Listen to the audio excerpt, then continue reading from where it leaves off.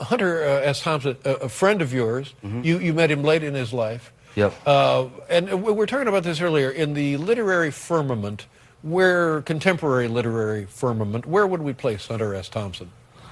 I mean, for me, I think Hunter is one of the most, without question, one of the most important writers of the 20th century. He reinvented a style of writing by putting himself into the situation, by living it. This was the phrase, the gonzo journalism style? Yeah, yeah. And as prolific as he should have been, or not?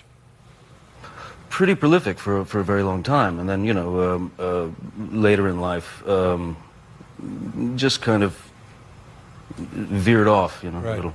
In terms Demons. Of I mean, he was on the old show 2 or 3 times. Yeah. And I can remember those segments. I can hear in my head the second hand clicking, because with him you just didn't know. You know, is an ambulance on its way? What will Hunter do? Will he be here? Will he not be here?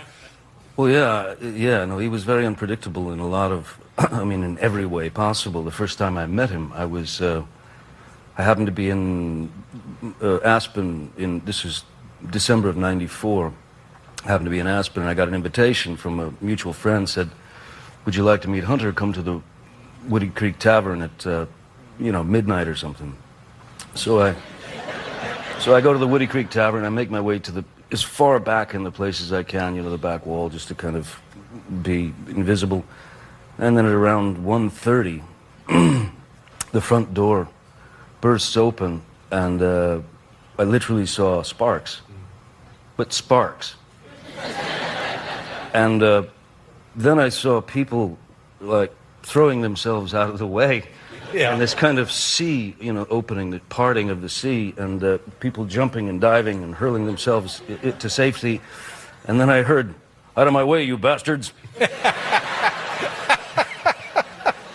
And as he got closer, I realized that he had a 3-foot cattle prod in his left hand. And a taser in his right hand. Sure. Yeah. Just trying to make friends. But he... but, I mean, beyond that, what kind of guy was in there? I mean, he was a wonderful guy. He was brilliant, incredibly quick-witted. Obviously, as you know him, he was very, very fast and very, very funny. But he was a sort of he just wanted to have fun, and right. He did. I mean, he dictated exactly the way he was going to live his life, and you know. Was he frustrated because he maybe was on? And I don't mean to be flip about this, but on the wrong planet. Was he one of those guys that just didn't kind of fit in the way he, or maybe he didn't care? Oh, well, he couldn't give a rat's. Yeah. He really didn't. So it didn't make any difference what planet. It was all going to be about him. Exactly. Yeah. I'll tell you what, when we come back, we'll continue chatting here with Johnny Depp, ladies and gentlemen.